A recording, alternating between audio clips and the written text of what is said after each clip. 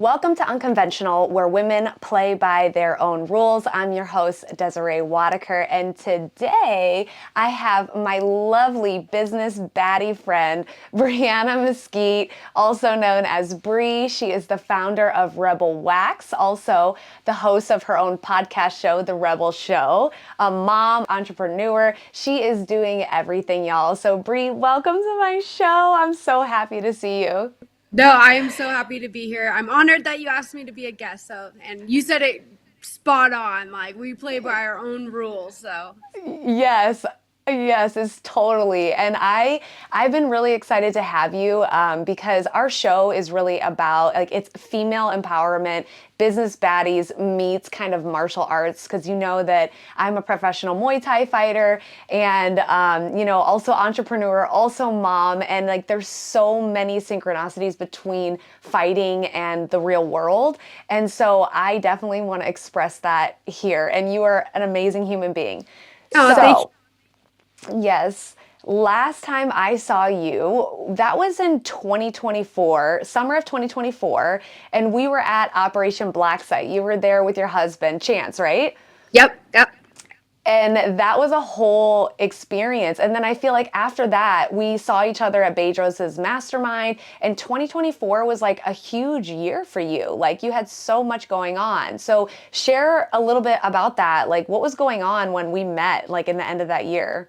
Yeah, it just massive growth. Like, so our business organically had a lot of growth and it really forced growth on ourselves, both as like leaders, hiring on team, personal development, having just grow ourselves personally. So it was a wild, wild, wild year. Lots of growth, lots of trials and tribulations as well, but that just comes with the territory, right? So it was a great, massive year for us for sure. Yeah, yeah. And your business is super unique. So you own a wax business. And we'll go over her socials here in a little bit, you guys, but it is crazy that you can be so successful around wax. And so like how did you even like think about this business? Like I saw you guys on Bedros' show. You guys were all decked out and all your branding is amazing, by the Thank way. you. I'm branding, content, everything, and I feel like you're so authentic in like what you're talking about. And yeah, so like how the heck did you come up with fucking wax? Like where did that come from? Right? No, so I originally, and this could be a long story, I'll make it short, but I wanted to become an esthetician and I thought I was going to be doing more facials and skincare and that type of thing. But then once I got into it, I kind of like was introduced to hair removal and I just picked it up. I was really good. I'm super fast. Like people love to come to see me because they're in and out, but they also are getting an amazing service, but they're not going to, it's not, I don't take an hour to like just get it done. And then it just kind of organically grew from there. And as I went solo and opened up my own business, client focused, taking clients, I started to see just gaps and problems in the industry that I was experiencing. So I solved the problem. And then I was like, oh, I guess this could be a business because other people have this problem as well. So we actually started with the wax pads, which were, you can see them on the treatment table behind me right there.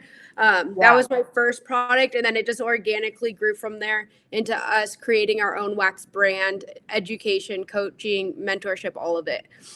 Dude, that is fucking crazy. For every female that is listening today, whatever that passion is, you might think it's so small, like the smallest thing or the most, but it's not. Like you are living proof that you literally can create an entire empire around something that you're good at and that you love to do.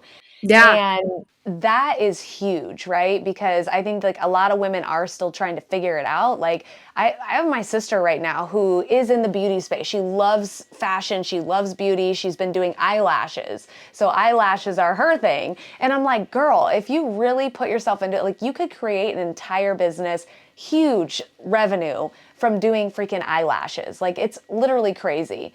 It is.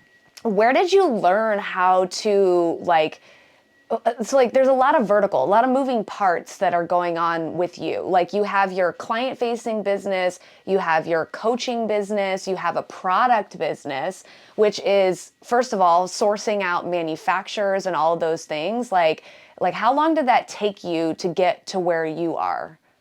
So I graduated school in 2012, started working right away, went solo, so meaning opened my own business, taking clients on my own in 2017, but we didn't enter the product space until 2020, which was the wax pad. And then in 2020, end of 2022, 2023 is when Rebel Wax was created. So it's been a journey of what is that, like 13 years now, and it kind of just has organically grown. But I don't take clients anymore, but I did open a studio where now I'm training and hiring and employees and teaching them to actually perform the services, which is my favorite part. I'm kind of jealous. I'm like, "Ah, I want to be back in the treatment room."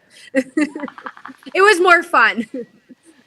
Yeah, like it's crazy. You like kind of have now you're like, I need to share my wealth and my knowledge with other people so they can be successful, which is always like the more gratifying, I guess, piece of it, or maybe just waxing girls, you know? And like, let's just talk about that. First of all, 13 years is a long ass fucking time. Like, guys, let's talk about perseverance. Like, I've been training for 9 years. That means this girl's been waxing motherfuckers for 13 years, okay? And it takes time to like literally figure these things out. Like, you know, like for me, I was in wealth management for 13 years for me to realize like, yes, these holes in this business is how I'm going to run this business this way. But it also like fed me into all these other things with fighting and running the business through being an athlete. You know what I mean? Yep. But like, I'm really curious. So like, let's just like get into this nitty gritty of like waxing, first of all, because I watch your content and there's like a specific way to put this wax on. I'm sure there's so many people that like, I wish I knew the ratio of like how many women get waxed for shaving I versus know. all of that. I would love to know that too. But I want to know the fucking horror stories that you've seen with waxing. Like, okay, I have so many questions. Like, Yeah. first of Ask all, away. how do you practice waxing somebody's vagina? Like, do you literally have to like wax a vagina? Like, do you teach women to wax a vagina with a real vagina in front of Yep. you? Yep. So I mean, like I got started at European Wax Center, which is like a big chain waxing center, and they would just bring all the like employees or the call center girls in. Like, yeah, you just have to get in there and just do it. It's hands on. Like, there's no theory to this at all. I mean, you could watch training demo videos online, but no, it's all you just got to get in there hands on. No one wakes up one day and they're like, I want to wax, vaginas for a living. Like, but they see the results that it gives for their clients, the confidence. There's actually a lot of people that come in for like many different reasons, like even medically, like dealing with ingrown issues from shaving or like whatever. So I think you have to be more motivated by really providing something that the client's really looking for. And then it kind of takes out the fact that like what we're actually doing. You kind of don't really think about that too much, especially at this point. So when I left European Wax Center, which was in 2017, I was at over 10,000 Brazilian waxes performed. So at this point, I don't Wow. even know where my Yeah, yeah you're like a vagina our is a vagina is a vagina. rock star. A vagina will be a vagina. Do you ever like judge sometimes when you see a vagina or a butthole? Like, ooh, that's not. I really don't. Like people get embarrassed, especially friends or family. They're like, I can't come see you. That's weird. I'm like, as soon as you pull your pants back, I don't remember what you look like. I'm there to get the hair to be gone. So unless you drop I'm your so drawers and had a penis or something, I don't do men's intimate waxing. That would be the only thing that would shock me at this point. And even then, it yeah. probably really wouldn't shock me. And men are a bunch of pussies. Like they can't handle the pain that women endure. Like I literally I got some Botox like a while back and I stopped because like I metabolize so fast being an athlete and it's just a fucking waste of money, you know? But I was like, ow, this shit hurts. Men can't do that. I feel like they can't. No, I know. My poor husband, he's always like the guinea pig for, or not guinea pig, but just test model for me when we're, trying out new waxes or have to get some videos filmed for content and stuff. And so his pain tolerance has definitely increased over the years. But yeah, it's funny. Men definitely do not have Yeah. pain tolerance that us women do. No, I've had some horror stories too. I was in Thailand and tried to get a wax. This lady took an hour. She ripped my vagina apart. Yep. See, that's probably one of my biggest pet peeves and why I go so hard on training and providing so much free training is when you have that one, like, have you ever waxed since then? Oh yeah, I've been Okay. going to the same wax lady, Okay, cool. Helen, Cool. for the last 10 years, and that's Okay, why I'm like, amazing. yes, Awesome. it, it, Yeah, sometimes like though she, clients they're like, I'll never do it again once they have that one bad yeah. experience and then it just ruins it for all of us. I will say though that I had a bad experience with the wax, the hard wax, the one that doesn't need the like cloth strip, and Yeah. I've never done that again. Okay, interesting. Yeah, it's so much about technique and who you go to, because then you'll have people that say the opposite and swear by hard wax and Yeah, won't ever use soft wax. So yeah, it's all in the yeah. technique. It's really crazy. So are both you and Chance running this business together now? Like, does he have other jobs? Like, as a couple, have you decided to like go all in the business now? Yeah. Yeah, and it was more out of like necessity, honestly, as the business grew. So he's always been very hands-on, even from when I was at European Wax Center, but really when I went solo, like helping me build out my treatment room and then then we moved into a salon. I'm actually born and raised in Huntington Beach, so down in Orange County, and my salon was in Newport. So he built out the whole thing. So he's always been hands-on, but we also ran a moving company at the same time. And then he's always been in construction and like really hard labor work. But as the product base grew, then just out of necessity, we're both full time with the business. He's the CEO or COO, and he runs all operations in the warehouse and manages the team and all of that. So he's fulfilling Wow. orders. Like right now, we're prepping for a trade show. We leave tomorrow to head down your way. We're going to be in Anaheim. So yeah, Okay. we're full time together. So it's nice that we were able to get him out of like this labor intensive job and field, and now he slings wax with me all day. Slangs wax, baby. I love that. I love that. This is why I love you, Bree. He slangs wax all day. I love that. We're So the wait, local wax dealers. yeah, on the business component of things, because I always like to understand where people, especially in a product business, right? Um, Capital.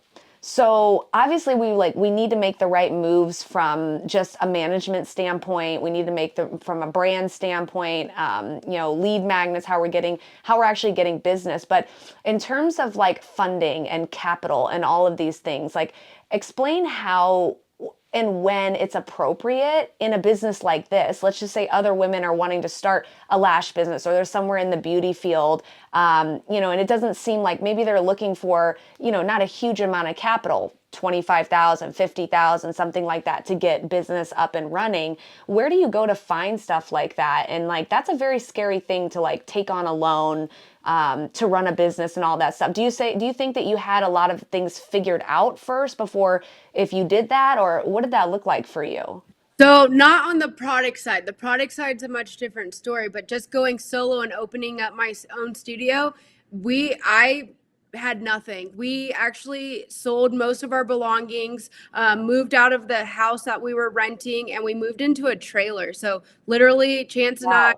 I was pregnant with my third. We at one point had three kids, and we lived in like not a mobile home, like a camper trailer, and we just like figured it out. There was times when we were going and getting food from like the food pantries and stuff, and we could barely afford to buy groceries. So we just were like so in the trenches. Um, we didn't go after getting loans or capital or anything. It wasn't really available to us. So we just had to like figure it out. I mean, I was so confident in my service and my just overall client experience that I wasn't worried about what my treatment room looked like as long as it was clean, sanitary, and I had the bare ass minimum I needed to get the service done. People like bought in, dude. We found a stool in the back freaking alley. He sanded and like restained for me. Like we just like pulled together. I got on Craigslist like a $40 treatment table. All the stuffing was falling out. So he like reupholstered it for me and like we just figured it out. Yeah. Girl, So I that don't have a good fucking solid answer. I wish I did, but I don't. I love that you literally have seen rock bottom. Oh yeah. Oh yeah.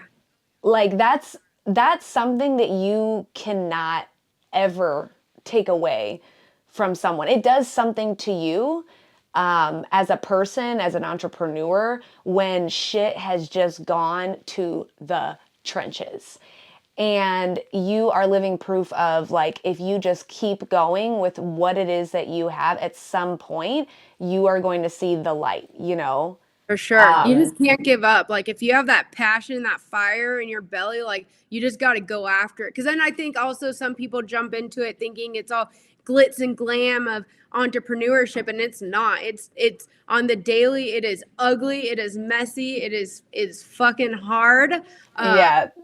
Shit can get ugly real fucking quick, Real y'all. quick. But if you have a passion for what you're doing, like there's no giving up. And yeah, I always say like there's something to being a little bit hungry. I think it serves us really well. So Yeah. Well, and the other part of it is that you have a really, it sounds like a really supportive spouse. yes.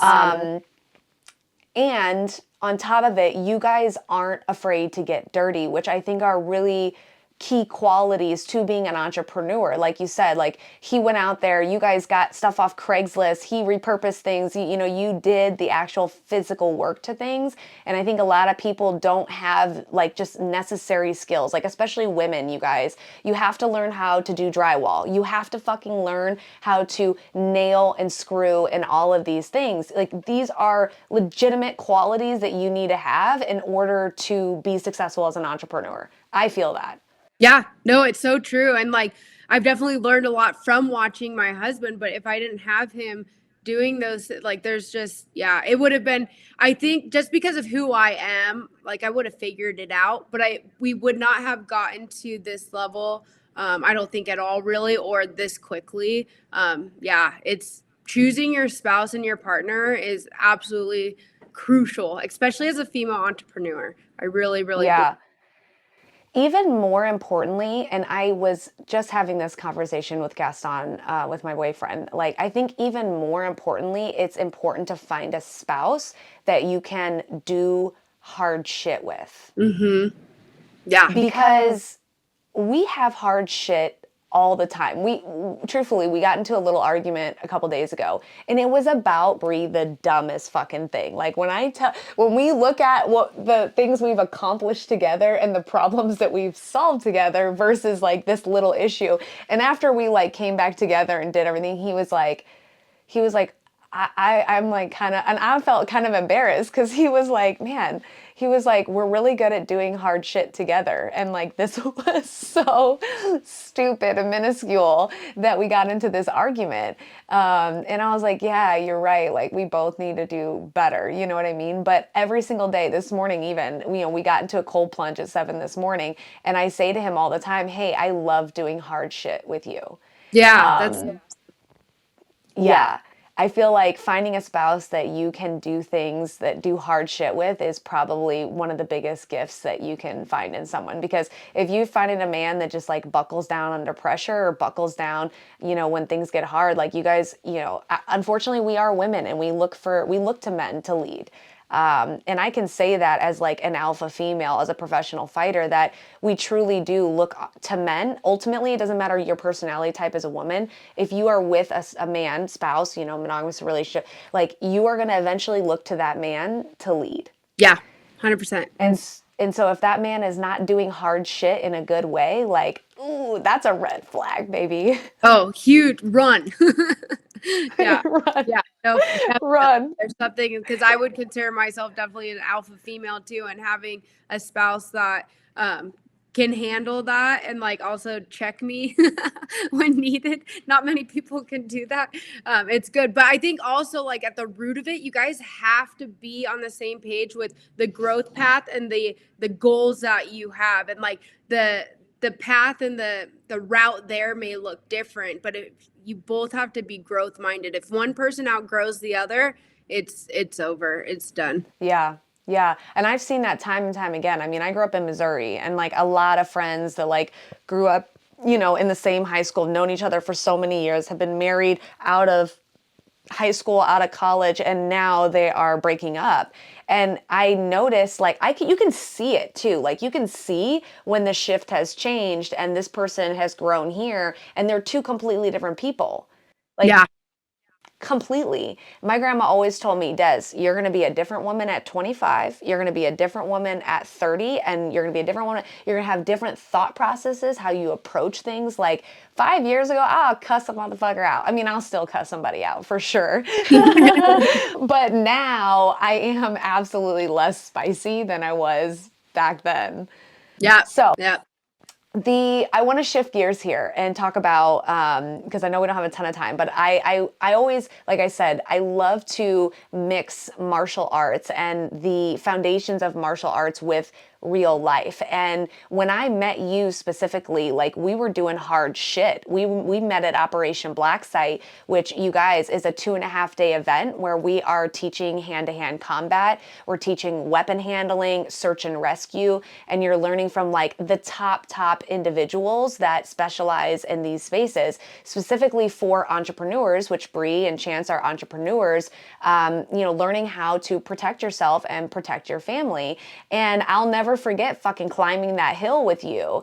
And I want to understand like where you and Chance came to want to do something like this together. Because I find that admirable, you know? Thank you. Honestly, and this is going to sound like, I don't know, take it how it is, but that shit's the easy shit, man. Like compared to being in the trenches of business, like I'd rather physically suffer all day long than the mental suffering that running a business can put you through. And like we just are in such a space of like just we realize that our business is capped at wherever our personal development is capped. So the more we can push through and raise that thermostat for pain and suffering, like straight up, like I'm not going to sit here and tell everyone that running a business is so amazing. It's hard. So the more you can raise that thermostat, and like doing physical stuff is a really quick and easy way to raise that thermostat. So actually when we were there that day, that morning, we woke up at 3 a.m. and we ran, I believe 5 or 6 miles because we were training for a marathon. So we did that and then went, to Black Site and then did that. I was burnt. I was toast. But after completing that marathon, and it was a trail marathon, it took us 9 fucking hours. We both had fractures, feet, and like it was intense. But afterwards, all this stuff that hits us with our business, I'm just glad I'm not running right now. I don't let's just tackle it. We can do it. Like it's dramatically raised our thermostat. So now that I've seen the results of doing that, I'm all in. I'm addicted. Throw as much hard physical stuff my way as you can, but not a marathon. Yeah. Not a marathon. Yeah, marathons are aggressive. I don't even do that. Like I have friends that do these like half marathons, Ironman. Shout out to you guys because I'd rather get punched in the face. I don't know. And with Operation Black Site, to be able to do that and be surrounded by other entrepreneurs who they get it, nothing gets better than that.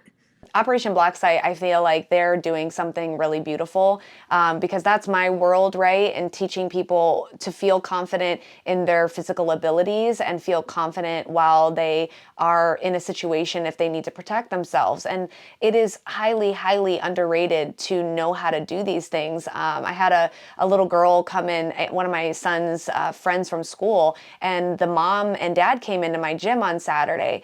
And I looked at the mom, and she's not really in shape. She's like, she's like this Filipino lady. Like, I don't know if you can envision, but like, you can tell she's never hit anything in her life. And I looked at her directly in the face because the girl's being bullied at school. These girls followed her home to her house to jump her. And I told her mom, I said, Emma, I looked at her and I said, what if you were the only one home and your daughter gets followed by these girls from school to get jumped? What are you going to do? And I literally looked her in the eye and I was like, what are you going to do for her? And the fear that came over her mom's face was like, it was like, fuck yeah, like I need to learn how to do these things. Like I'm not in shape. I couldn't run after her if they were running away, like that's the same thing I say at Operation Black Site. Hey, if you can't climb this fucking hill, if you can't climb these stairs, you're already fucked. You know what I mean? Yeah.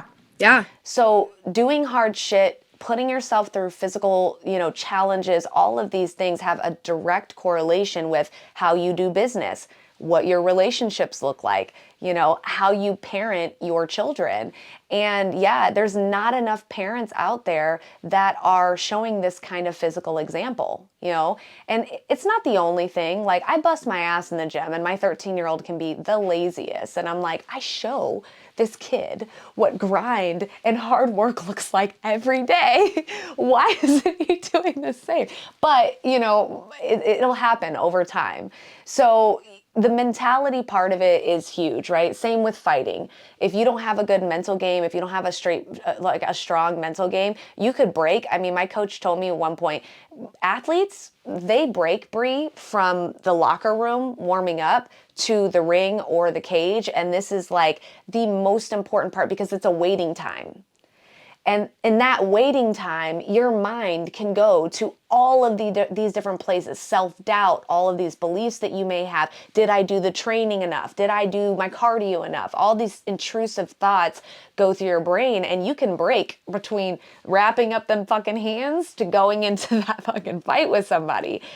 And so the mental aspect has been huge. Like, that's another vertical that I feel like has to be addressed mentally. And then mentorship, like getting mentorship from the right people, seeking out those people that you need around you that are going to help you get to your destination. They may not like handhold you and walk you through, but they're going to give you the guidance. So like, how important was that? Because we also met at Bedros Keuilian's mastermind in SoCal shortly after Operation Black Site. And tell me about that mentorship and that experience that you've had just in general with running a business. Because now you're coaching, right? Like, you're coaching other people. You've gotten into this realm of coaching and mentoring. And so like, a lot of people, I don't think, invest dollars. Like, that's part of the investment that you make for your business, for yourself. And it's scary. Like, I spent $5,000 on, a coaching program with only women. And I was scared to spend that money, like scared. Yeah.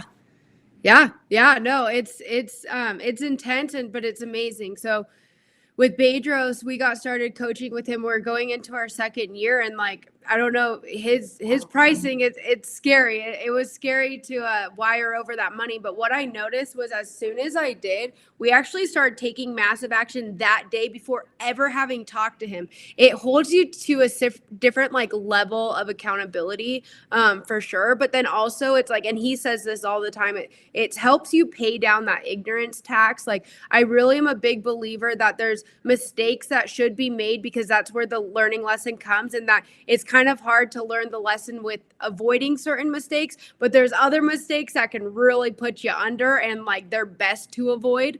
So he helps us to avoid a lot of those, and just to be able to go to someone who's like, yeah, this is normal. Like, this is just what you go through as an entrepreneur and at different growth levels and stuff. That's been the biggest game changer in the massive amount of growth that we've had for our business and personally, because Chance and I we're both down 75 pounds. And that's directly, Wow. Bedros, just his guy. We got started beforehand, but then we just like started building that belief in ourselves to even jump into private coaching with him. And it's huge. It's huge to have that, because usually entrepreneurship is very lonely, and you're kind of like, people don't get it. If your friends and family and the people you're surrounded with haven't done it themselves, they just don't understand. So having someone there, and especially someone so much further along in their journey and their path to guide it, has been huge. Yeah. Like, I'm a firm believer in that, coaching. I feel like it is one of the most underrated tools that you can have, because even now, like, we have launched our coaching program. It's a fitness program called the Champions Blueprint.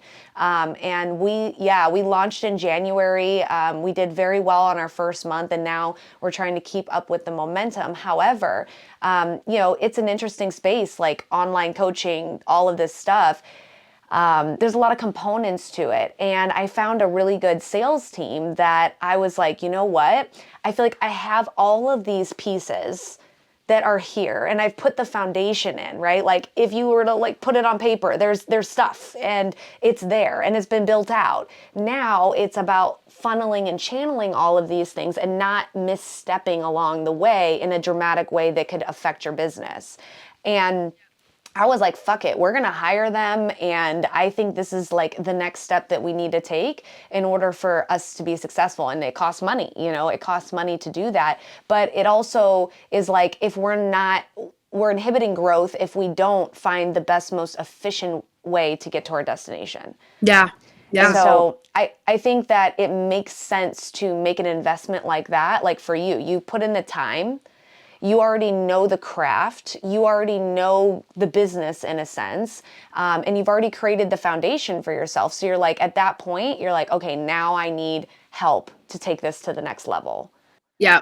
Yeah. Especially in the leadership aspect, because being in the treatment room, I can do that with my eyes closed all day. So that's where my coaching and mentorship is I'm coaching other girls to start their own client focused business. But this product thing, man, it just blew up like crazy. And I'm like, okay, now we have to start hiring our executive team. Like we just hired a CFO, and like, I'm like, I've never been a CEO before. And like, how do I fire people? How do I hire people? What's like that process look like? How do I make an SOP? Like, what the fuck is an SOP? Like, I thought that stood for like soap or something. After I'm like, what kind of soap are we fucking talking? Like, it's so gnarly to go from like being just me or me and my husband, kind of like now looking back, I'm like, it was felt like a hobby compared to now. I'm like, damn, this is a full ass business. And like now other people are depending on their livelihood and paycheck. So yeah, the guidance is huge, man, especially for the leadership aspect. I think that's been the biggest one for us. Yeah. Well, I love that you work with predominantly women, it sounds like. I think it's beautiful because I feel like today young kids are pressured to like go into these jobs, go into the world without even knowing what they want to do or even who they are. And they're just forced, right? Like you think about it, you kind of just fall in to where you are. A lot of people. And so from a mentorship standpoint with these young women, what is like the biggest piece of advice that you have for young Bree or these girls today that are starting their own businesses and doing this entrepreneurship?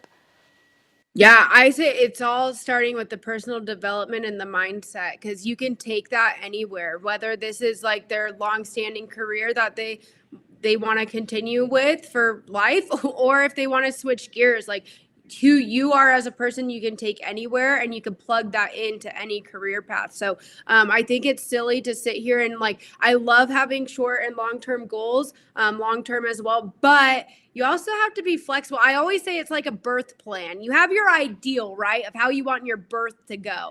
But once you get in the fucking room and you're pushing and things are happening, like you have not control all the time and things just need to be done. So I'm like, I feel like just life in general, it's, yeah, have your birth plan, but you need to be flexible. And when you have to go off script, like if you can handle being an overcomer, having that resilience and just the correct mindset, then you can get through anything. Yeah. I mean, it's all fun and games until you get punched in the fucking face, right? Yep, absolutely. I love that. I mean, I that love could be that. fun too. I don't know, perspective. Yeah. I do always think like when I'm doing things, I'm like, would I rather get punched in the face or do this? Like, and when I say that, people cannot relate. Like, they can't relate to like, Yeah. That's oh, but me with my almost, marathon. I'm like, would I rather be doing this marathon or this or a marathon? well, yeah, yeah. Well, I'd say you are fighting hard for everything you have, and I'm so proud to see like crazy, crazy stuff for the last year, year and a half since I have seen you. So yeah, thanks for sharing like your story. Thank you for sharing like what you're doing with your business, and hopefully other girls out there or women out there that are wanting to start something like this or in the beauty space, it gives them some valuable information. So thank you, Miss Bree. And tell us and tell the audience where we can find you, all your socials, things like Yeah. that. Yeah, so on YouTube, it's Bree Mesquit, BreeMesquit. Same on Instagram. And then I also have our business Instagram, Lash and Wax OC. And then same on TikTok, it's Lash and Wax OC. I think that's all the socials I've got. I don't know. We've got so much going Let's go. Lash and wax. Yep. I love it. I love it. Well, thanks guys for attending. Make sure you like and you subscribe, and we will see you next time on Unconventional.